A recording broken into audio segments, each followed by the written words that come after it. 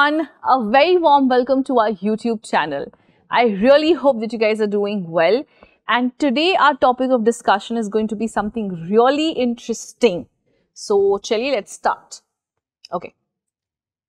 So today we're going to be discussing about the significance of Portuguese rule. Now, yes, they were, I would not call them invaders, but yes, they had come as traders and they did try to colonize us, absolutely.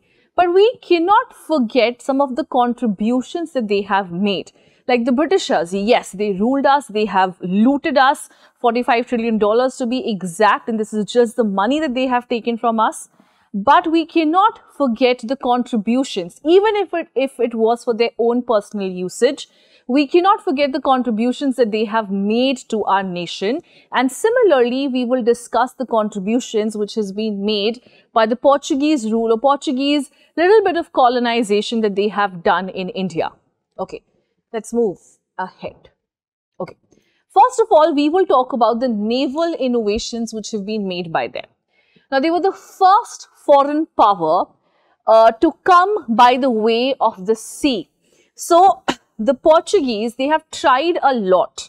They tried and they failed. So the Cape of Good Hope, which was not actually known as the Cape of Good Hope, because it was here that the ships would get lost. It was with Vasco da Gama that he was able to go through that cave and enter into India, and they were the first European powers to have entered into India through sea, which was quite a difficult voyage.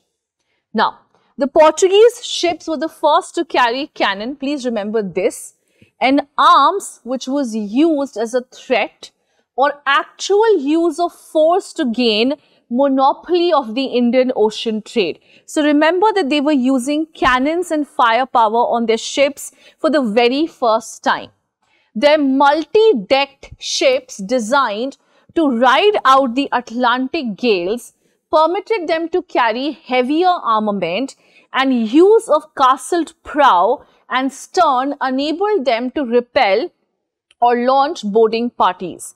Now, if you've seen ships, the ships are usually multiple decks. So when you have multiple decks on a ship, it makes it very easy for you to carry more heavy armory, alright. That is exactly what happened here. Now, the ships were designed in such a way that they had a stern. Now, stern is like a steering wheel which you can use to steer your ship in different directions, and this really helped them in grazing over the Atlantic Ocean, which is obviously not a calm ocean. It is filled with so many storms and so many different other natural calamities. So it was difficult to steer your way through it, but yes, the stern really helped them do so. Now, the Indian builders adapted both of this for their own use. So the Indian builders borrowed this from the Portuguese. Okay, next. They have also made certain contributions to our warfare strategy. So they introduced a system of drilling groups of infantries on shore based on the Spanish model of 1630s to counter the Dutch. Eventually, this practice was adopted by the French, then by the English, then by Marathas and the Sikhs. The example of the military innovation were body armors, matchlock men, and guns on the ship. So body armor. So initially when our warriors used to fight, we would only wear armors on the upper part of the body and not so much cover the lower part, and mostly the head part would not be covered, right? So the Portuguese were the ones who actually taught us to wear a whole body armor, which really helped us in fighting because it made us really free. We were not scared of getting hurt. We were not scared of getting killed.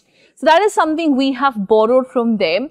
We've also borrowed matchlock men and guns on the ships from the Portuguese. So these are some warfare techniques that we have taken from them and we have learned from them. Then we have some maritime technologies. So royal arsenals and dockyards and the maintenance of a regular system of pilots and mapping and pitting state forces against private merchant shipping by the Portuguese were adopted by the Mughals and the Marathas. So what all have the Mughals and the Marathas learned as far as the maritime technologies are concerned?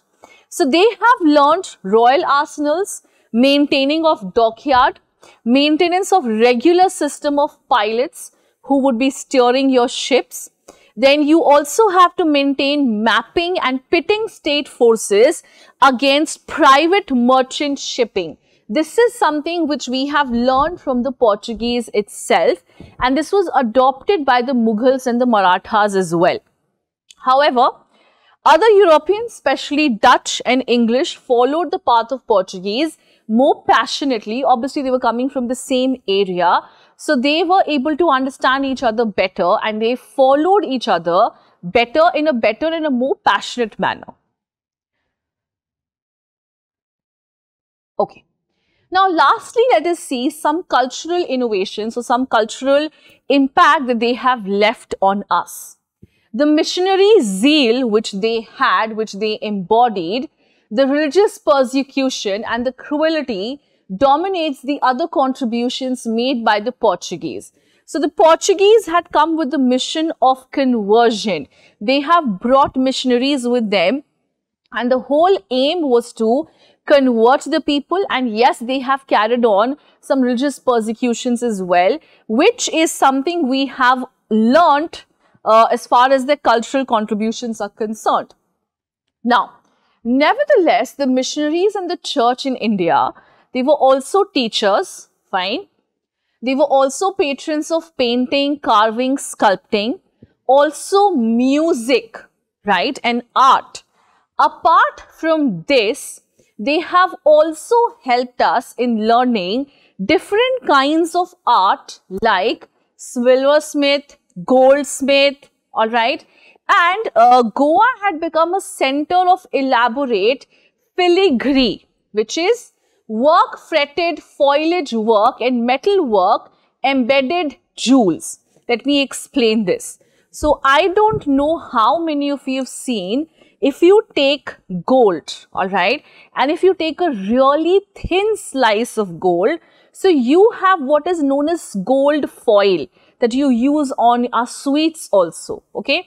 Now, when you have that, very slim gold foil and then you have to embed your stones in them, that is actually a very difficult job, because the stones will not be held in place unless and until you have a good amount of gold. But when you take a very, thin gold foil, all right, and when you have to embed your stone, that is a very difficult thing, and that is something we have learned from the Portuguese itself. Now, apart from that, tobacco cultivation, ship making, and the use of printing press. Now, this is something that we should really be indebted to. This is something we should really be thankful to the Portuguese for this, and that is your printing press. Had it not been for them, we would not have had access, or we would not have had the development of what is known as printing press. That was the printing press that really enhanced our national movement. You already know the list of newspapers which was published during the national movement, which really helped in encouraging the national movement and taking it to the farthest corner of the country, right? And had it not been for the Portuguese, we would never have been able to develop, or we would never have had the technology of printing press. So they've also contributed to the Gothic architecture in India. So what is Gothic architecture? This is an architecture which has a lot of pillars and pointed roof. So this architecture was something which the Portuguese have contributed to India. If you ever get a chance to go to Goa, you will see a lot of cathedrals and a lot of houses made in this structure. Alright, so these are some of the very important contributions which the Portuguese rule, or which the Portuguese colonization have done to us. They're not just cultural, they're also wartime, they are also maritime, they have also made significant contribution in the field of navy as well. And All of these contributions have been borrowed by our kings eventually, and this has really helped our Indian side to grow as well, and we were able to tackle and we were able to develop a lot of sectors of our economy, a lot of sectors of our polity. Okay. So that's about it in this video, guys. I really hope that you found this video useful. If you have any doubts regarding any of these words like filigree, I have explained.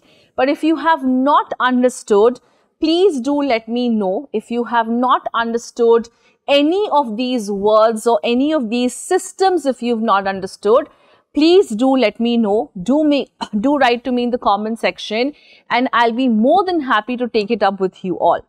So that's about it for today's video. I really hope you enjoyed it.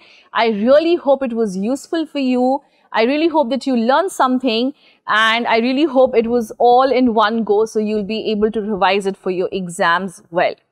So thank you so much for joining me here. This is me, Nikki Sinha, signing off. If you have any doubts, feel free to let me know in the comment section. I'll be more than happy to address it. Thank you.